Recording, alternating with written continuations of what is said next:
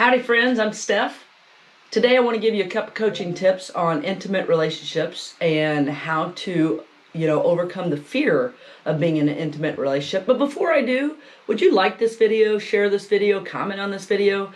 It sure would help me out. And, I'm trying to help people learn how to build a better mindset so they can get out of their heads and really start to learn how to live life. So here we go. So my friend wanted me to talk about fear of rejection in intimate relationships. We all have a basic need that helps us, when we need stability, support, and sometimes our self-esteem can get in the way of that. It's scary putting our trust in someone else, especially when they can trample all over our heart. And relationships need certain things such as trust, communication, compassion, mindfulness, perception, chemistry, friendship, love. And from what I see, self-esteem gets in the way of that a lot of times. I know it has in my past, and I'm sure it has in your past, and I'm sure you know a lot of people that it gets in the way of. But that self-esteem and low self-esteem helps us from forming healthy, productive relationships. So a lot of times too, we have these criteria lists. You got one? A criteria list that you check them off. Oh, they're too tall. They're too short. Oh, their car isn't fancy enough. They don't make enough money. Too many kids. Whatever that criteria list is, we keep that criteria list a lot of times to protect ourselves, keep ourselves from getting hurt, because we're looking for that perfect person. But there are no perfect people out there. We all have flaws. But it's just literally learning how to interact with somebody and trust them, and not let your insecurities tear you down through that whole process. So, and these lists, these criteria lists, keep us from that rejection. So they just support the fear of intimate relationships, right? So, putting ourselves and putting our trust in someone else's hands is not easy. And they certainly can take advantage of us, but when you're practicing a healthy, positive mindset, what happens is that all of a sudden you start to see yourself in a different light, and you start to learn how to form relationships a lot better because you believe in yourself and you're not constantly tearing yourself down.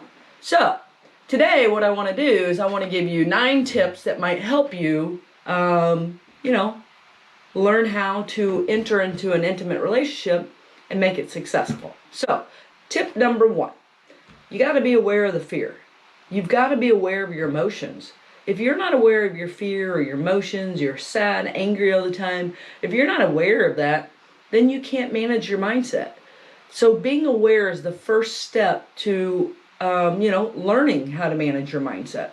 And then number 2 is learning how to rechannel that emotion. How do you rechannel the fear? Well, let's say you're in a relationship and all of a sudden you're starting to think bad things about yourself and you're tearing yourself down, or you're finding ways or things about yourself that, the other person might not like. Well, at that moment, you want to start rechanneling that fear. Get up, go for a walk, read a book, read some positive quotes, whatever it is, talk to your partner, whatever it is. You've got to learn how to rechannel that fear. That's really important. And number 3 is personal affirmations. A personal affirmation is kind of like a development for yourself. You want to have positive affirmations around you.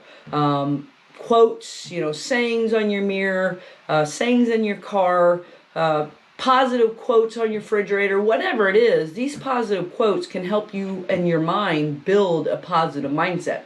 Especially when you start to go down that road of thinking that you're not worthy enough for somebody else.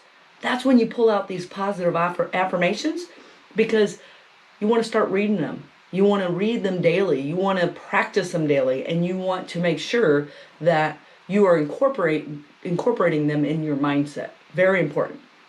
Number 4 is being vulnerable, and talking to your partner about how you feel. And that's the toughest part, is really letting ourselves talk about what's going on inside of us. A lot of people have a hard time doing this because a lot of people don't want to talk about those kind of things. But if you want to be in a healthy, positive relationship, you have to learn how to communicate, and you have to learn how to communicate on each other's level, not just your own.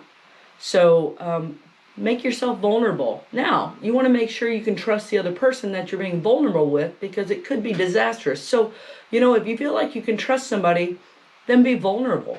Open up to them. Share your deepest, darkest secrets, because when you carry those deepest, darkest secrets with you all the time, how does that play on your mindset?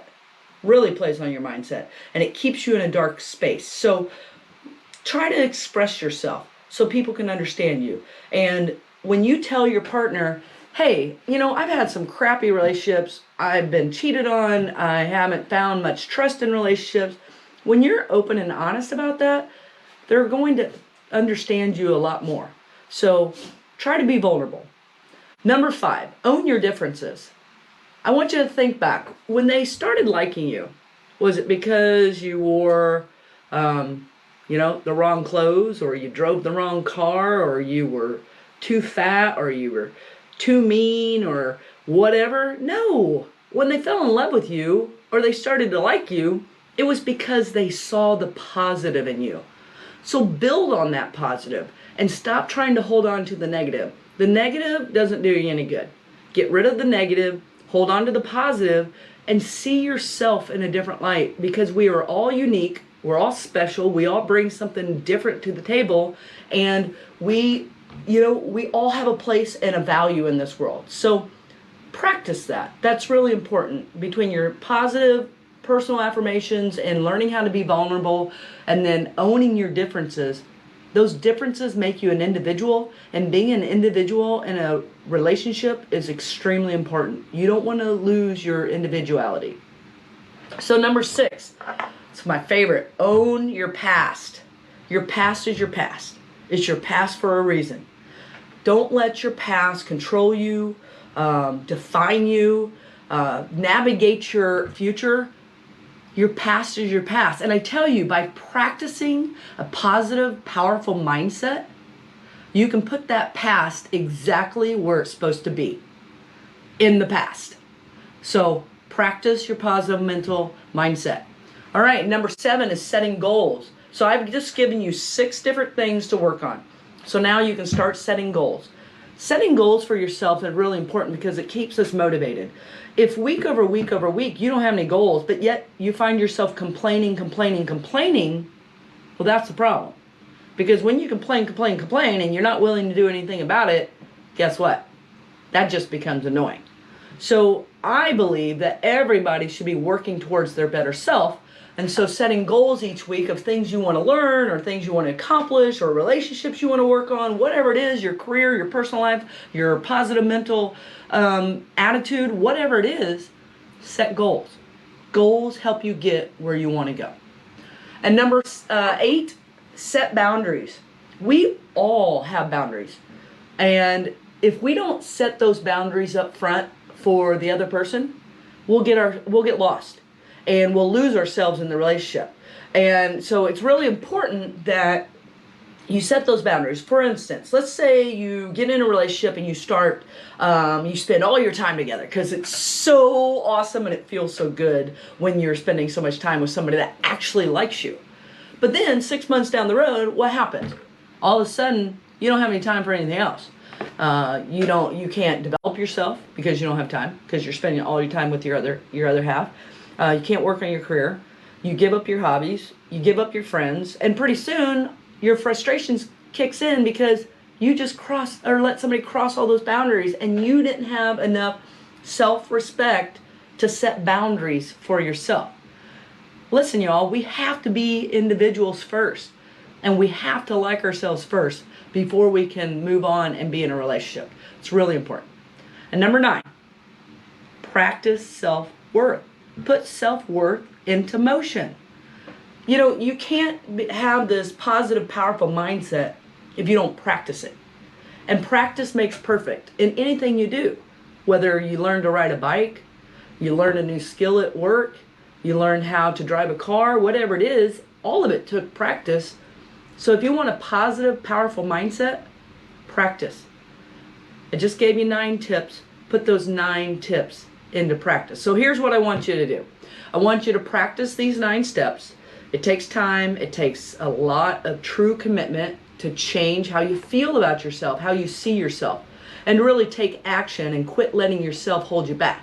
So, this commitment to a mindset is really important to getting where you want to go, and it will help you accomplish any of the goals that you have in life. So, if you need to talk to a friend, ask for support. If you need to talk to a family member, hire a coach like myself to gain a positive, powerful mindset and build those key concepts that are building blocks to a stronger personality, then I suggest you do it. It will help. I promise you, it will help. But listen, being in an intimate relationship, it's tough. It's give and take. Some days you're given 90, some days you're given 10. But being in a relationship is a lot of work. And if you're not willing to work on yourself while you're in that relationship, you're going to have a hard time being in that relationship. Listening, actively listening, and learning how to communicate effectively are really two big skills that you need in a relationship, because lack of communication and lack of listening cause a lot of frustration. So, I hope this helps. I hope it gives you some tips to work on so that you can go out and find the most amazing relationship of your life and build stronger relationships around you, because you need those relationships for support and you need it for stability, and everybody needs to belong. So, I'll talk to y'all soon. Have a great day.